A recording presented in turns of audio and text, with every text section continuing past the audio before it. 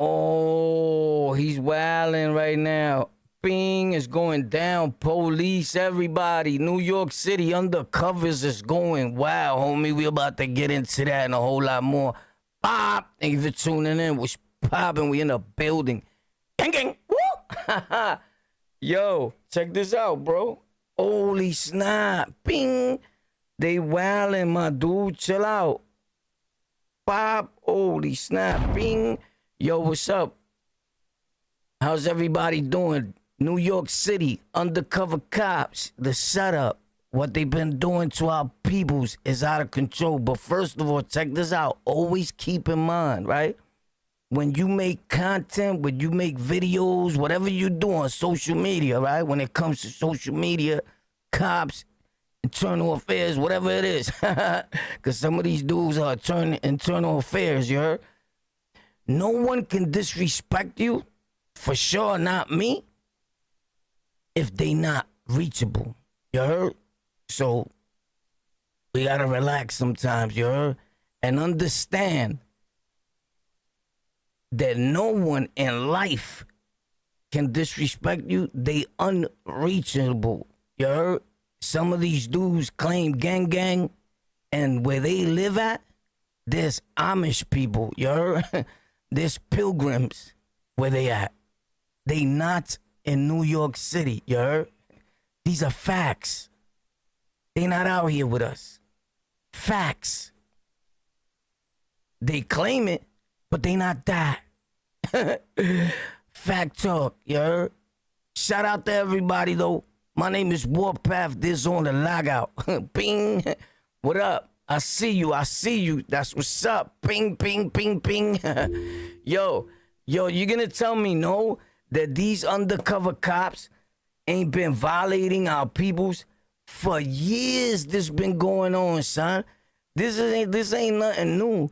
They gotta meet a quota. Yo, I remember times me being in the back of the paddy wagon, or even in the D car, you know, when they lock you up, pop, and throw you in the cop car, whop, it's a wrap. You gone, right? And them saying like, yo, we need 4 more bodies, you heard? We need 4 more bodies. And now they driving around with you in the car, bro. Like, yo, homie, you can't be driving around with me in this car.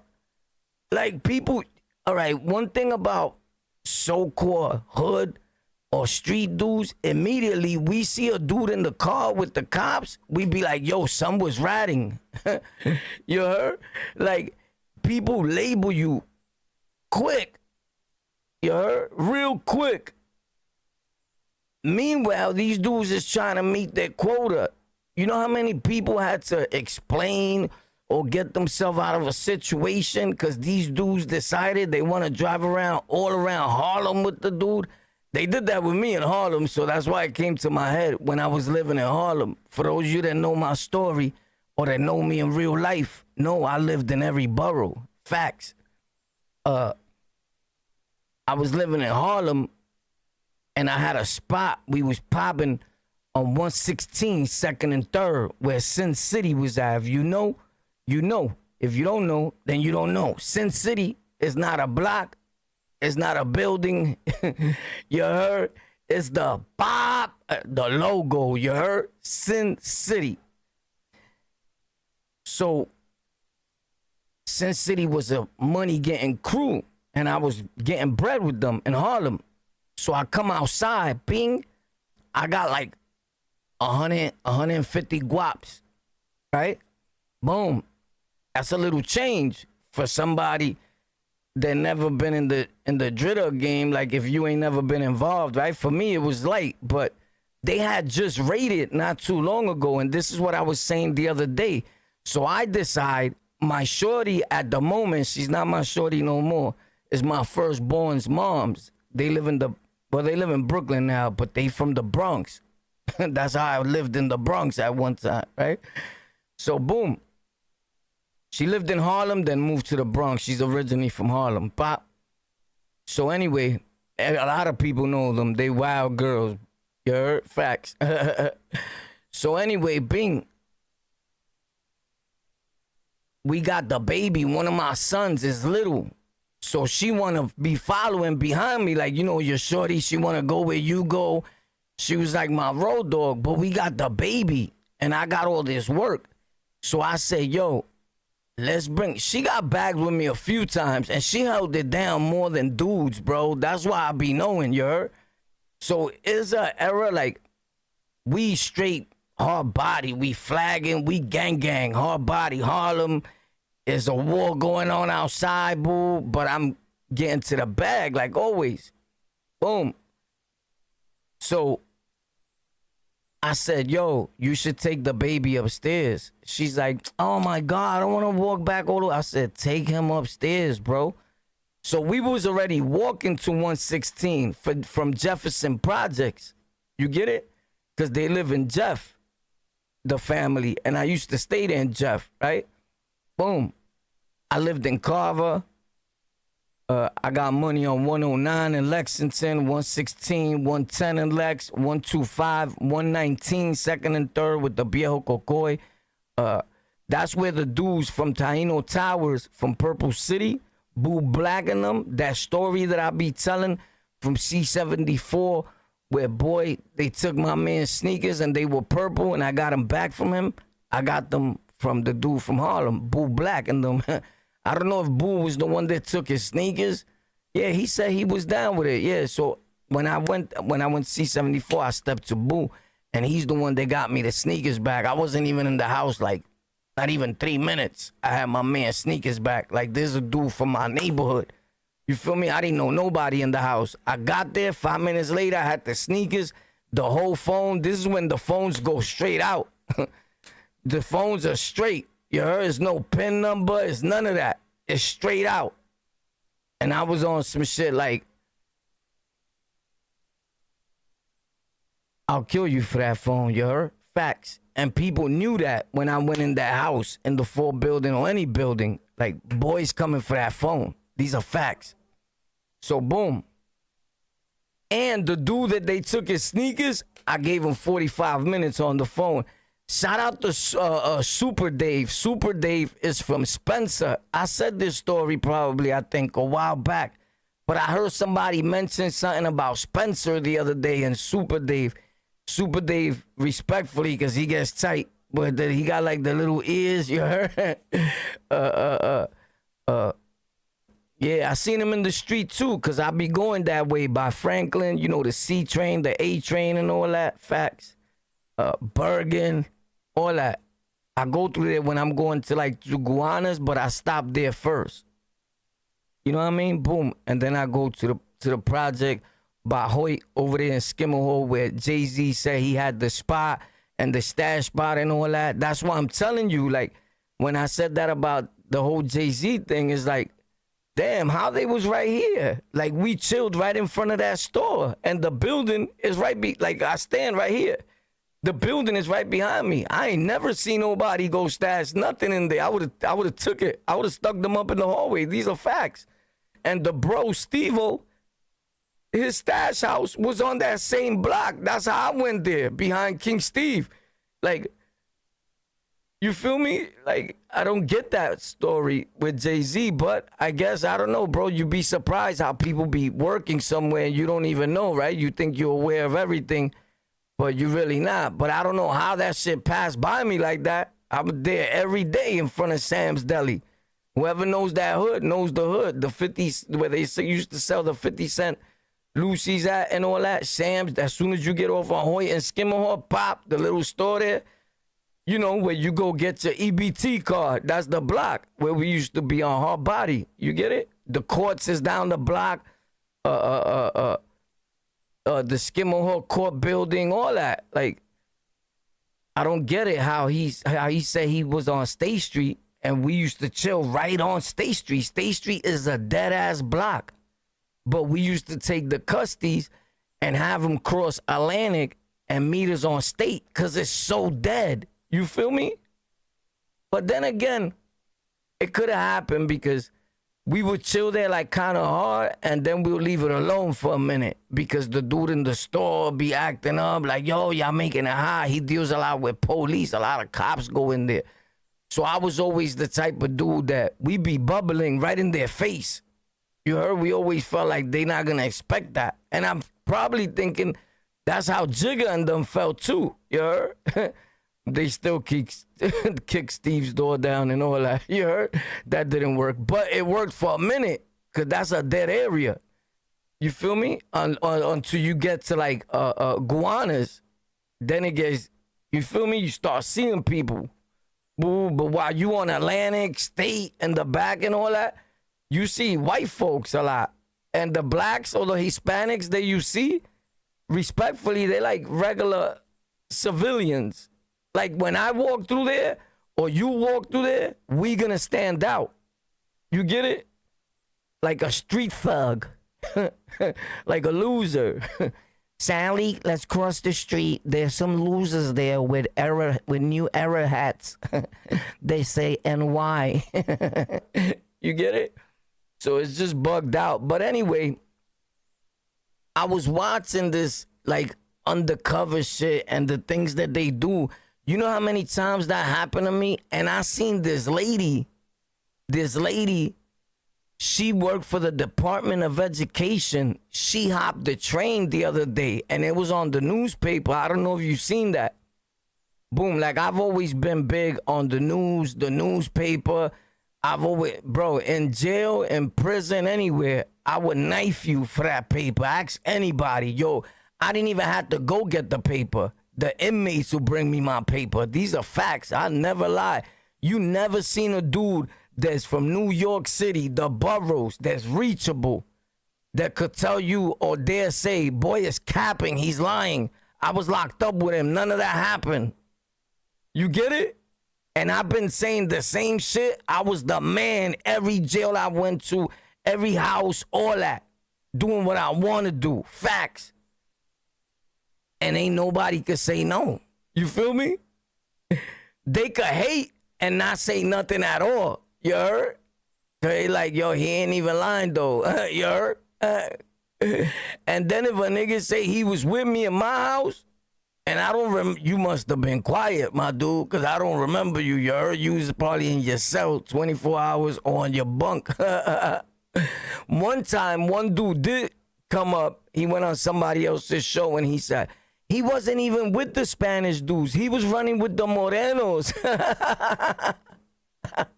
That nigga is crazy. Yeah, that was funny. That was hilarious. I'm like, oh, that's what they are. That's what them dudes was I was with. They were Morenos. Oh, shit. Niggas is crazy. Yo. But yeah. So the newspaper is always important to me, you heard? The only thing I hate nowadays, like this whole paper situation, I ain't gonna lie, I stopped like going to the store and buying the paper like before. So I get it on my phone because it's more like convenient, but there's nothing like feeling that actual paper, bro. So I'm gonna get back to that because reading is fundamental and it's good for your brain. It keeps you young. So I'm always reading. Remember, I'm a dude that dropped out of school. So I know how to read pretty well, more than the average American. For someone who they skipped me to the 9th grade because I was too old and I was sunning everybody in my school. But when I was in class, I was in rainbow class. You get it? Like I was smart. In the beginning, in elementary, I was in special ed. But back then, special ed wasn't because you was dumb. Special ed was because you was violent, you was bad, you was missing, you was cutting out, you was slapping dudes, you was MO, you couldn't stay still. So they kept me around a little bit of people. You get it? And everywhere that I went to, this dude, Jordan Medina, was like one of my best friends growing up. He followed me, bro. Rest in peace to him, because I heard he passed away not too long ago. That was one of the most tragic news that I ever got. And I think if I recall well, his son was the one that told me the news. So shout out to little Jordan Medina. I would like to meet you one day, bro. You get it? Like, in my head, I feel like I'm the closest thing to his father. You get it? Like, they got mad brothers, mad sisters. I had beef with his brother. His brother's like a killer in my hood. You get it? But I never had beef with soft dudes, right? So some shit happened. We did a stick up, boo. I said this story. Another dude that was a good friend of mine, right? What a good friend, but he died too. But he told him that I got over on hundreds and thousands of dollars during the stick up. Now, I always did stick ups alone, but this time that I bring my son with me, I gave him the tech. Pop, I had a 9 and a tech. I told him, stay by the door. I said this story, if I'm not mistaken, like 30 years ago. It's in one of the videos all the way in the bottom. He let one of the dudes in the apartment say, yo, pardon me, and pass right by him, leave, go outside. Bro, you trying to get us murked? You heard? So I flipped right there like, yo, somebody just went outside? And he panicked. He froze. And I didn't know that the first time that he ever held the ratchet was when I put the ratchet in his hand in front of the building where we was going to do the stick up. You feel me? So my dude that I caught the drama with, which is my dude's brother, he wasn't with us because he was inside. He opened the door to the drug spot and act like if he was being robbed too. You get it? So I pushed up on him, plop, ran upstairs, brrr, bing, right? The only thing I got tight about was that a kid came out of the room, pop, I said that. And I pointed the blicky at the little kid to blow his head off. But I didn't know it was a kid. You get it? Somebody popped out. When they popped out, I said, boom. And I was like, yo. I flipped and I told the people in the house, come grab this kid, right? Now, that kid was one of my man's son. He's dead too. There's like mad people dead in this story that had beef with me, right? So this is just facts. I swear, I never lie, bro. Whoever knows me knows. Like, boy was doing all that times 10. I be easy with my stories. I even forget about this shit, but you can't forget none of that because the people you did it to didn't forget. You heard? And you could change all you want to change. Other people remain the same. You heard? So, boom. He died. The kid's father, he wanted drama now. I know him from school for years, right? I used to go to school in a place called Park Slope, like 5th Street and all that. Boom. So the father now wants drama because this nigga that's supposed to be my man, that's dead too. Not only did he tell the dude, yo, this nigga got over on mad bread, this nigga told the people that I stuck up that it was me. I never in my life wore a mask during a stick up. But for this particular stick up, you had to wear a mask because I grew up with the people. And the dude who set it up was like, nah, the only way I'm going to open the door for you is if you wear a mask. I'm like, I don't do masks. Nigga, if it's lit, it's lit. You feel me? Like, a person could just see me walk, hear me talk, and be like, that's war. I got a different, distinguished walk. Don't nobody really walk like me. This is facts. I walk like I own the universe in the street. Ask anybody that know me. I walk like I am, like, if you shoot at me, the bullets are gonna ricochet and hit you in your forehead. Ask anybody that know me about my Diddy bop. Facts. So anyway, boom. People see me and they be like, I knew that was you from like 3 blocks away. Even my wife says, your walk gives you away, and as soon as you open your mouth, As a matter of fact, I said that not too long ago. It happened again. Remember when I said that story? Whoever's been around, homeboy was coming through, the big brolic black brother. I'm on Southside Jamaica. Bob, he walks by me and he's like, hold up. He's like, I can't just walk by. Yo, War. I said, what up? I ain't recognize him. So I said, I did something to this nigga on the island or something. He drank milk. He got big. It's lit. You heard? Because dudes change in a year, 2 years. We all look different. You heard? This year you skinny. The next year you brolic again. Muscle got memory. Whoever knows me, I spend my life like that. Like I won't work out. I'll get lazy. Then I work out for 60 days and I'm brolic, where these niggas on the internet was saying, this is the time he gets on juice, on steroids during the spring. Nigga, I ain't never been on no steroids. They used to say the same shit in the state penitentiary. I've always been a brolic little nigga. Ask anybody who knows me.